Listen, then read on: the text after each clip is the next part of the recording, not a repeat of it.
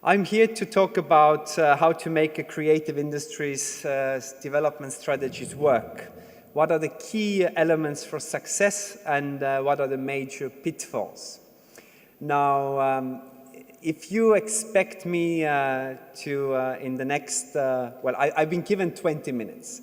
Seems to me that means 1 hour and 20 minutes. If you think that I'm going to talk to you in the next half an hour about very clear recommendations of what to do and what not to do, then that's not going to happen. First of all, this is impossible for many, many reasons. First of all, Europe and all the countries are so different. Secondly, the role that I'm having here today, it's not so much of the first line of my job, but more of the second, being a co-chair of the European Union Working Group on the creative industries. I'm very, very happy that my co-chair is also here in the room, sitting on the second row, Mr. Kimmo Aulake from Finland. And we've been having a pleasure to manage to chair and guide the working group consisting of 28 member states of the European Union. And it has been, and I've been a member of that working group since 2008. For the first time when the working group met in the first couple of years, it worked on the general issues of what the creative industries are, what are the general conditions there need to be even to talk about it on the same level. In 2011, the working group continued on a more structured way. So the first 1.5 years was dedicated on how to use the European Union structure funds in more strategic ways to support culture creative industries. So this was the work we did. And now the second mandate that we've been doing since December, and we are going until this December, so 1 year, is how to support the culture and creative industries export and internationalization strategies. The next theme should follow in the next year, and it's going to be a critical theme. I don't know exactly how this is going to work out, but it's very difficult to talk about developing creative industries, using structure funds, building up the creative entrepreneurship, developing culture creativity in the regions, and supporting internationalization export if you don't solve the main question, and that's how to facilitate the access to finance. When you talk about creative industries, too easy is the answer that let's raise or increase the public expenditure, and that's not going to happen. You know that from your own countries. So we need to mobilize more support from diverse sources of financing. So this is going to be a key element. Before I go to a European view and what works and what not, I am just for a second stepping into my Estonian position and wearing my Estonian hat. We just last Monday published a third mapping document of creative industries. Estonia has been doing mappings since 2005, 3 times, which shows us very clearly the tendencies in culture and creative industries. The first mapping in 2005 covered the data from 2003, which means more or less before the economic boom started. The second one in 2009 covered the data from 2007, which could be considered the last year before the crisis. And now the 2013, which covers the data from 2011, shows us the situation after the crisis. And that's interesting. I'm not going to show you any numbers because they are not important. I'm not going to tell you the amount of the creative industries in the GDP. And I urge the others also not to do that because the numbers, the data is pointless because there's no common definition, there's no common understanding of what it is. So every country considers different sectors and subsectors in that number. So if one minister says 4 and the other one says 7 and the third one says 3, they might feel better or worse, but it's not really much use.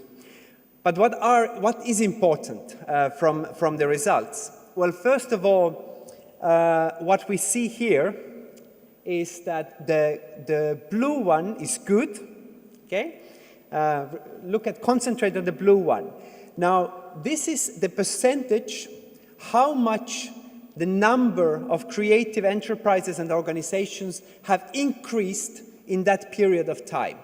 Okay, so you see that from 2007 to 2011, the number of creative companies in Estonia went up 44%. Not 4.4%, but 44%. Okay? So that's a very, very important message for our politicians.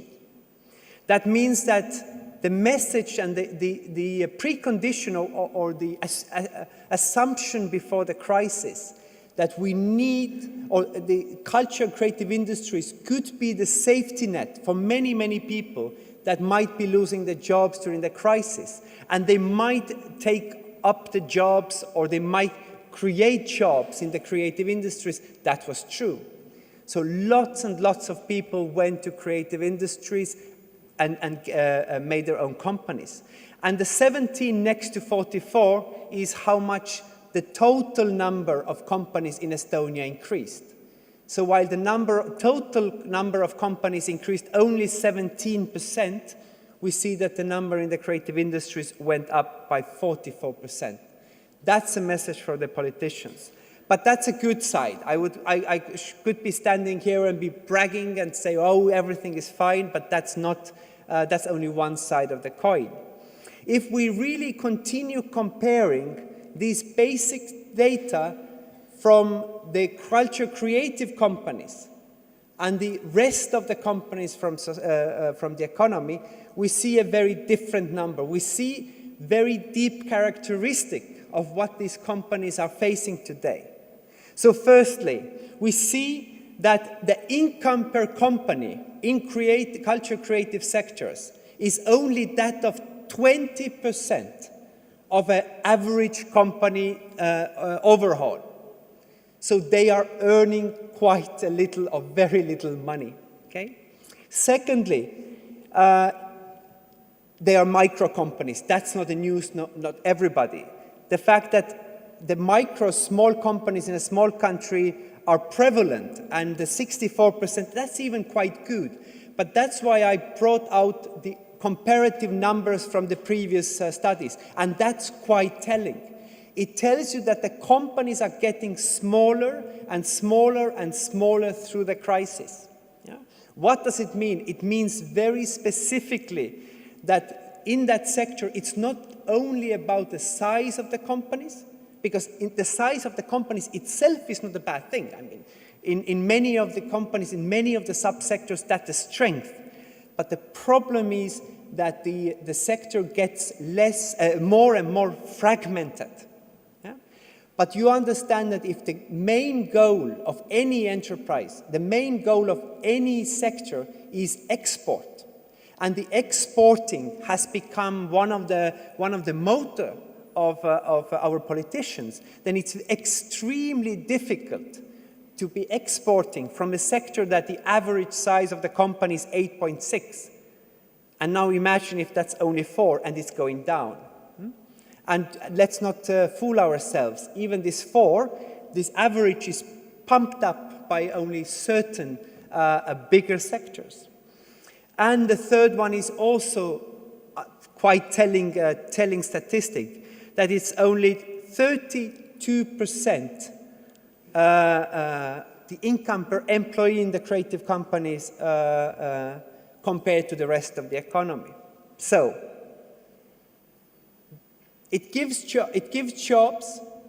It's an important asset for adding value in the rest of the sectors and the rest of the society.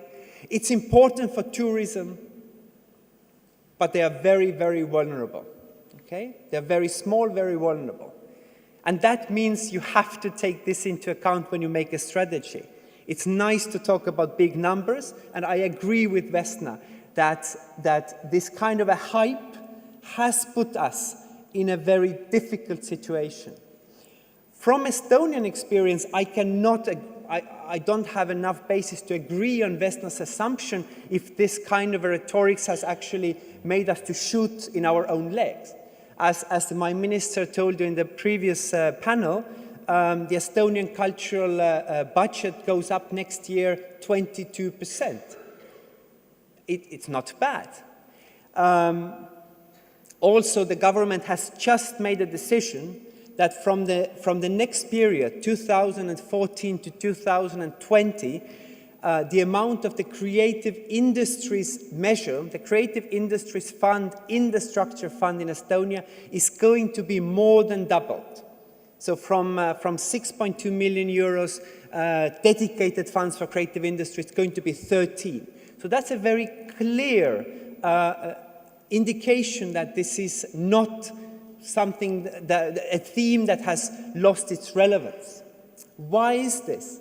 Because when our government made a decision in 2005 and 2006 to give for the first time funds for the creative industries, this was a typical thing for Estonian governments. The typical thing for Estonian government is if you don't really know what's there, if you don't know what's going to happen, let's try. Okay? Let's give you an advance. They trust that if there's something to do with innovation, then this is worth thing to invest and look for. So in 2005, I started in 2005, so I was there on the very first day, the Estonian government gave us this 6.2 million euros as an advance and said, guys, take this money. We had absolutely no plan. We had no strategy whatsoever, but we said, we promise there's going to be something great, okay? In what has happened now, 8 to 9 years later, is that we proved the point. We proved the point. The awareness has gone up. The creative incubators are up and running. The amount of companies that I just showed you has increased only in the last, from 2007, more than 44%. It's absolutely natural thing to talk about creative industries, not always very positively. They're always critical everywhere, but that's absolutely fine. So when we put the result on the table, the government is assured that the direction is good. So now they're ready to pump up the money twice to say that let's take us now to the second level. But all the numbers might look good, but this is a last slide from Estonia from that last week mapping document. Let's look at what has happened the last 5 years in the change of the total income. Okay, so how have different subsectors managed to survive the crisis? And what can we learn? Well, from the first thing on your left, it's the entertainment IT. Well, this is an exception. This is a purely business sector.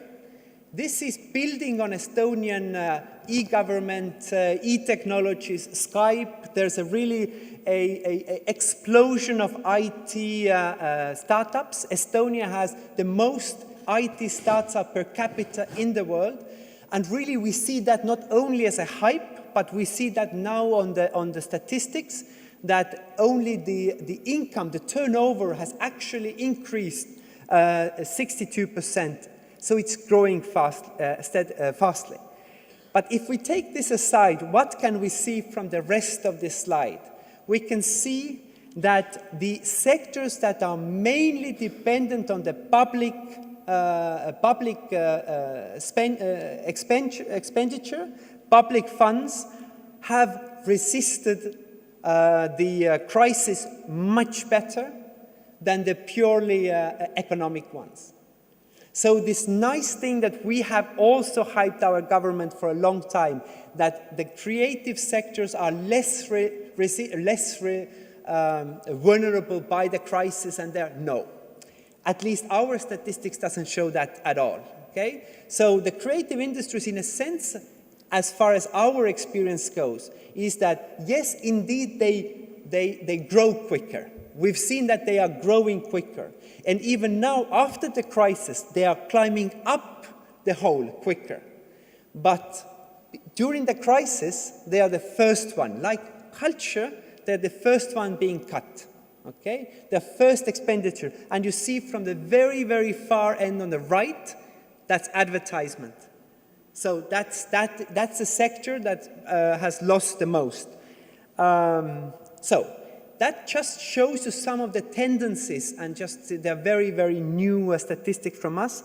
So the numbers, the absolute numbers, the sums, they are not important. I think the trends are important.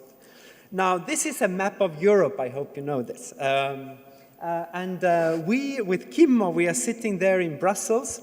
And believe me, it's one of the most interesting things I've ever done in my life. It's absolutely fascinating to learn every time we meet how diverse Europe is, how different how different countries have different priorities, understandings. In a political reality, you know, the reason that people are never going to accept, well, at least I will not see in my position, I will not see a common definition in Europe about creative industries. Never. We are not going to see this. Why? It's very, very simple reason. Because not only it's a statistical problem, it's a scientific problem, but it's a political question. Yeah? It's used for the different political reasons. But also the focuses are very different. Now, this next slide I want to show you is very...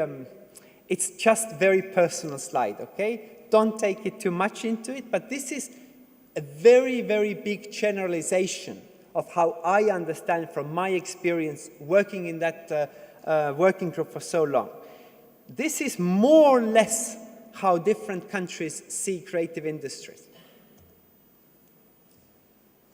When you talk to our Southern European colleagues, then the most of the focus, and I said this is really a grand generalization, the most of the focus goes to culture tourism, the role of museums and heritage, and therefore also the digitalization of culture.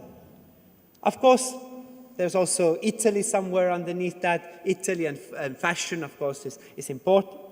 When we talk about the Central Europe, when we talk about the big European players like France, Germany, UK, they are mostly about big culture industries, creative industries, the industries that are really world players. And then when you talk about creative industries in the north, in the Scandinavia, in the Baltics, in the Benelux countries, they usually talk about innovation. They usually talk about new technologies. Okay? Now, you can argue with this. It's just my impression. But that's a reason why it's very, very difficult to talk about creative industries. Yeah? Sometimes for Finnish, I'm just using Kimmo, for Finnish it's very difficult maybe to talk about role of museum in a creative industries entrepreneurship policy. And the other times, it's almost impossible to talk about it without museums for Italian representative. Yeah? Just to make the point. Now, my time is over. And I promise to keep my time. This is basically the slide that I want to show you. This is from the working group, the EU working group, which worked on the report on how to use the EU structure funds for the development of creative industries. And basically, this is, many of you have seen it, so it's not a new thing. Why I personally like this is that it, in addition to showing all the pieces of the chain, of the value chain, of what needs to be taken care of, it also shows some kind of a value chain approach of what comes before or after another thing. So, for example, if you look at the central piece of this table, so that's the green one, that's the question, what needs to be done or what could be done to support the actual companies, the actual players, what needs to be there in regards of the access to finance, the physical infrastructure, the capacity building, and all of that sort of things. It's easy to talk about this, but if you're lacking the first layer, if you don't have a necessary preconditions in place, if people don't know what you talk about, if they don't have any understanding, whether on the mapping, on the statistical level, and if there is no political agreement and political recognition, it's quite difficult, if not impossible, to talk about the second layer. Okay? I have many colleagues that are talking about the necessity to, and mostly what they talk about is how to write creative industries in the creative industry strategy.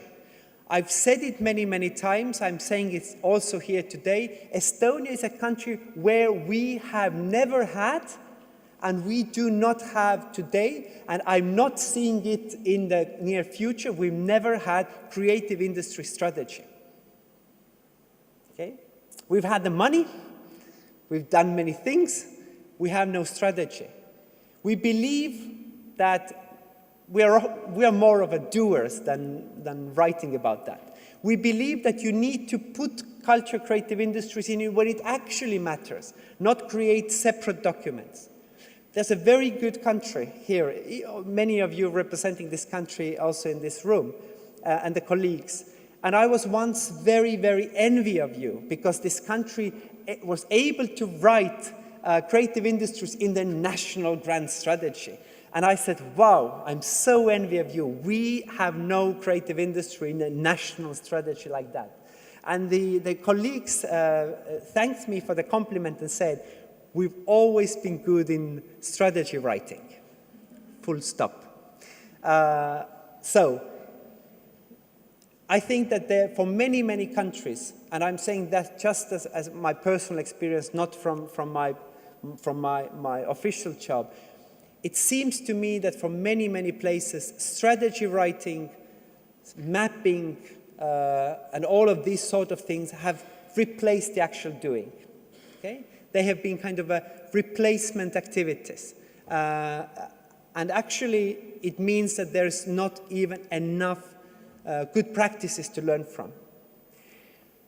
I'm not going to go through all of that. I'm actually very near to stop. I'm just telling you that the last layer, the spillover effects of culture and creative industries is actually what makes it interesting.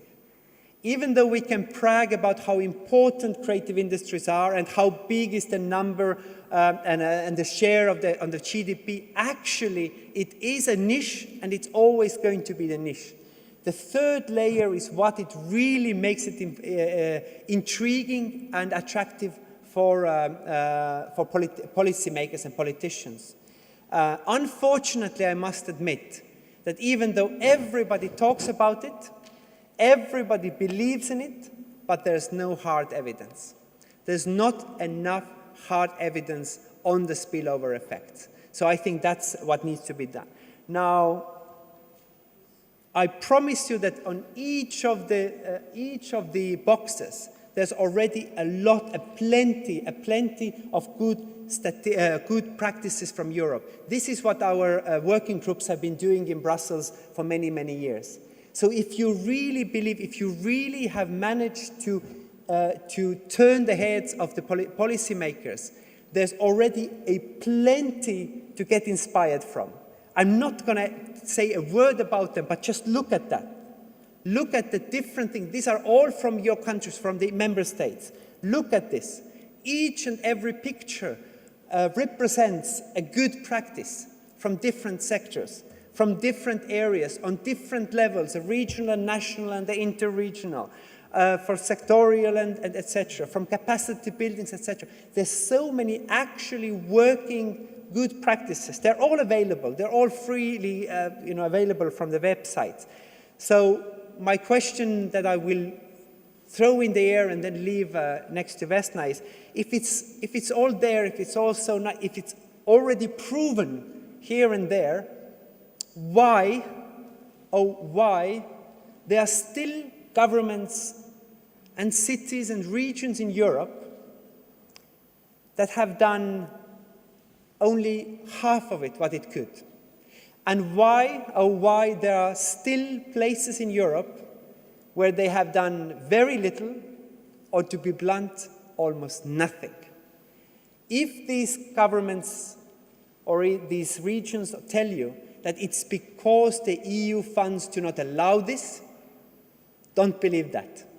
Because the rest have proven it could be done. So it must be somewhere else. Where? Well, all the politicians have left the room, so there's nobody to ask. Thank you.